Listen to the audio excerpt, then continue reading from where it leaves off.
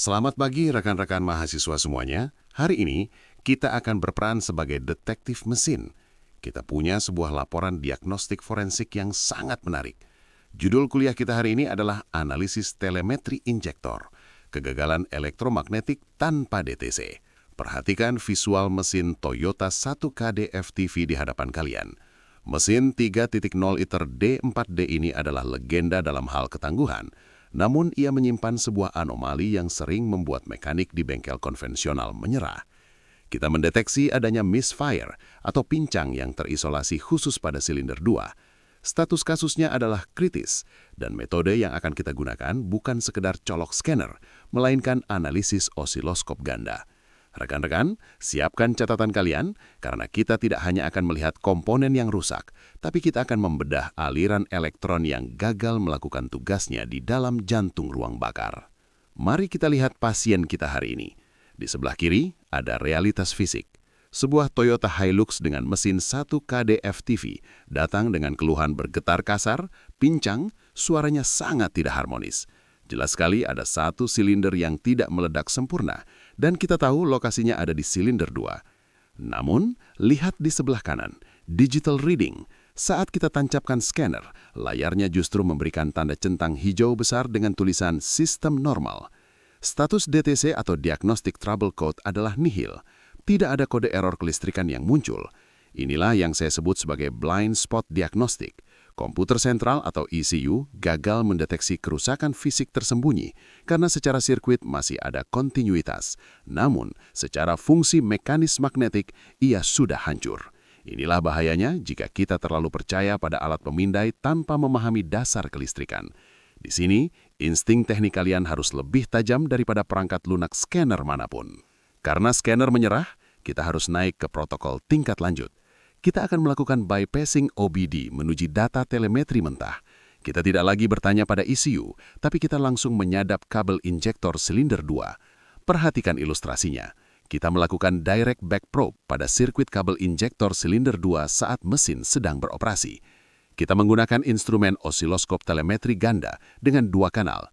Kanal A akan memantau sumbu tegangan atau voltage. Kita ingin tahu apakah ECU dan EDU masih sanggup menembakkan tegangan 80 volt yang dibutuhkan. Sementara kanal B akan memantau sumbu arus atau amperage menggunakan M-clamp. Ingat rekan-rekan, arus listrik adalah representasi dari beban mekanis yang membebani lilitan koil di dalam injektor. Tegangan adalah perintah, sedangkan arus adalah pekerjaan. Di slide berikutnya, kita akan melihat siapa yang sebenarnya sedang bermalas-malasan dalam melakukan pekerjaan ini. Mari kita bedah data dari kanal A. Fokus kita adalah sumbu tegangan. Perhatikan grafik hijau yang menjulang tinggi di layar. Hasil pembacaannya sangat jelas. Peak atau puncak tegangan mencapai 80 volt secara stabil.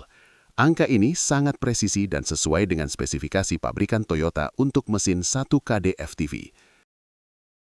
Apa kesimpulan diagnostik dari kanal ini? Pertama, integritas kabel dari ECU atau EDU menuju injektor dipastikan tidak putus.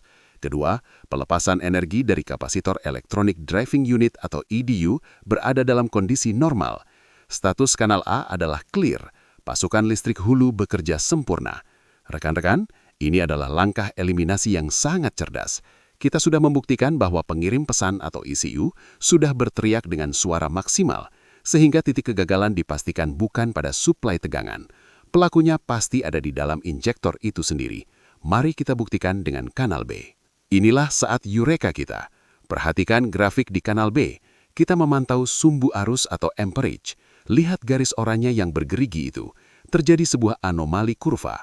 Arus listrik gagal mencapai trayektori atau lintasan curam yang seharusnya ditunjukkan oleh garis putus-putus abu-abu. Karakteristik visualnya sangat buruk. Kurva naik sangat lambat atau sluggish dan struktur gelombangnya tidak beraturan atau keriting. Apa artinya bagi kita? Meskipun tegangan 80 volt berhasil masuk, namun arus listrik tertahan secara tidak wajar. Ada hambatan mikro di dalam sirkuit internal injektor yang mencegah energi membangun medan magnet dengan cepat. Inilah alasan kenapa mesin pincang tapi scanner diam. ECU melihat ada tegangan yang keluar, jadi dia pikir semua baik-baik saja.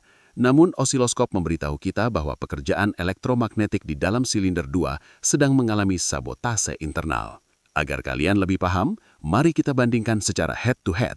Di sebelah kiri adalah injektor sehat. Perhatikan profil visualnya yang menyerupai gigi hiu atau shark tooth curve. Akselerasi arusnya naik tajam dan mulus. Ini menandakan rasio induktansi yang optimal. Medan magnet terbentuk secara instan dan pasokan solar disemprotkan dengan presisi milidetik. Sekarang bandingkan dengan injektor silinder 2 di sebelah kanan. Profilnya landai dan bergelombang. Arusnya malas untuk naik karena terhambat oleh anomali internal coil. Respon mekanisnya, misfire. Injeksi solar gagal total, bukan karena tidak ada perintah, tapi karena gaya magnetik yang dihasilkan terlalu lemah untuk mengangkat jarum pelanggar mekanis melawan tekanan bahan bakar yang sangat tinggi.